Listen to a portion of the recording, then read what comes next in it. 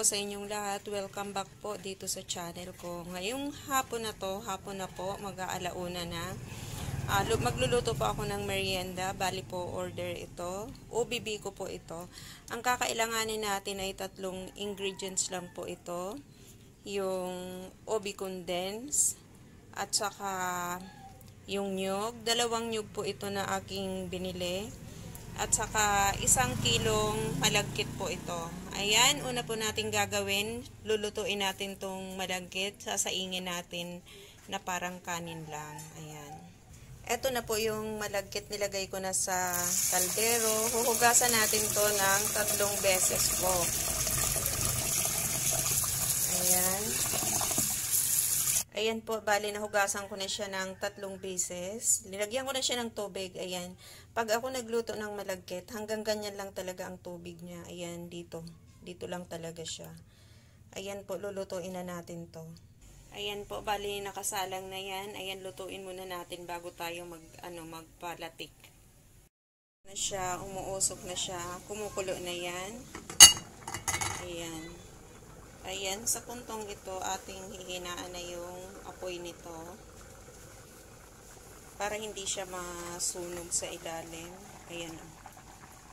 Patutuyuin natin siya bago takpan. Bago isarado yung takip para hindi siya umapaw. Ayun na po, tuyo na yung tubig. Tatakpan na natin ito siya. Ayan, ininin natin hanggang sa maluto siya. Ayan, habang iniin natin, pipigain natin yung nyug. Ayan na po, pipigain natin. Tutubigan po natin siya.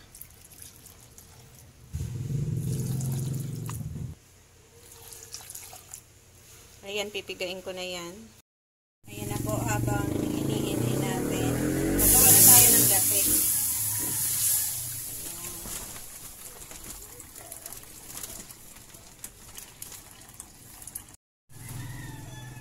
Ayan po, nakasalang na. Haluin lang natin po siya paminsan-minsan para hindi magbuo-buo yung gata niya. Hanggang sa kumulo siya. Pag kulo na siya, okay lang na paminsan-minsan lang natin haluin. Ako ganito ako kung magluto ng biko, ganito ako magluto ng biko. Ayan. Ayan, medyo kumukulo na siya. Haluin lang natin.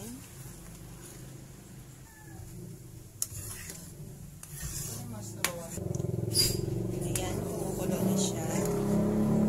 Pag ganito, okay lang na paminsan. Maingay yung tricycle. Pag ganito, okay lang na paminsan-minsan nyo na lang haluin. Dahan-dahan lang yung yung apoy niya. Para madami yung makuha nating latik, magagamit pa natin yung latik sa susunod na paggawa natin ng biko.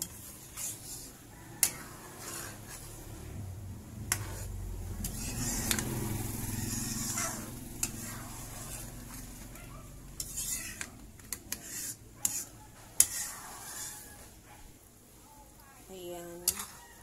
Kunti na lang. Diba? Umimpis na yung Ayan po. Malapit na yan maglatik.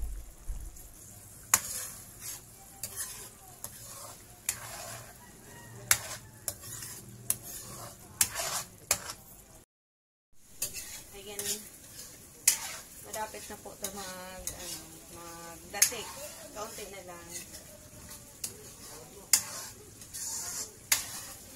Siya nga pala sa September 6, bali 18th birthday yun ni Rhea. At saka mag-i-LS ako ng 10 minutes lang. Tapos lahat ng pupunta sa akin, ipi-play ko po yung video nila ng 18 hours. Ayan. Bali pasasalamat ko rin po yung kasi sa lahat ng mga nag-subscribe sa akin kasi kahit hindi ako nangingisda, nakahigit 3K na ako na mga subscribers. Ayan. Kaya nagpapasalamat ako sa lahat ng nag-subscribe sa akin. Salamat sa inyo. Kaya yung mga pumupunta sa akin, binabalikan ko naman kayo ng tama. Ayan. Kaya maraming salamat po sa inyong lahat. Ayan. Sa pagluto po ng biko, meron tayong kanya-kanyang style. depende na lang yun sa ano natin, style kung paano natin lutuin, sa ating paraan kung paano natin lutuin yung bacon.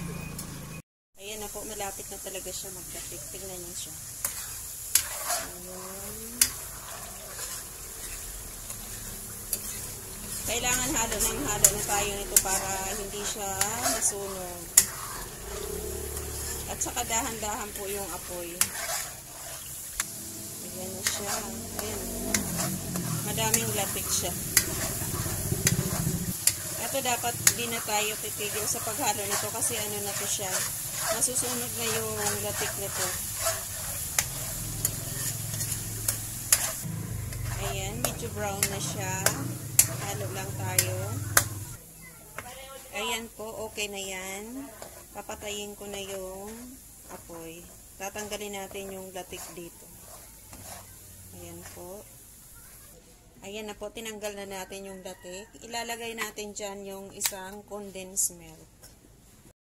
Patay muna yung apoy nito ha. Bali, patay ang apoy niyan. Ilalagay natin yung condensed milk dito. Yung isa lang muna. Yung obi na condensed milk ito ha.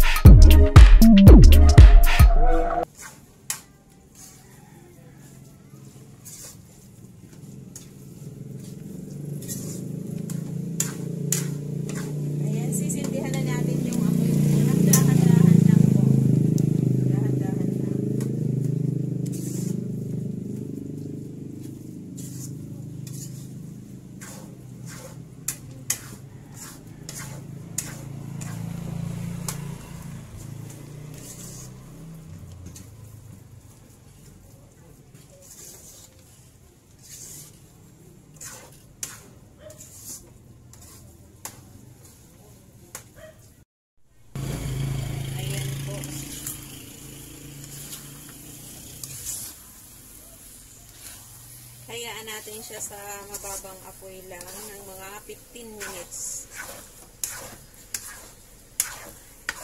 15 minutes po.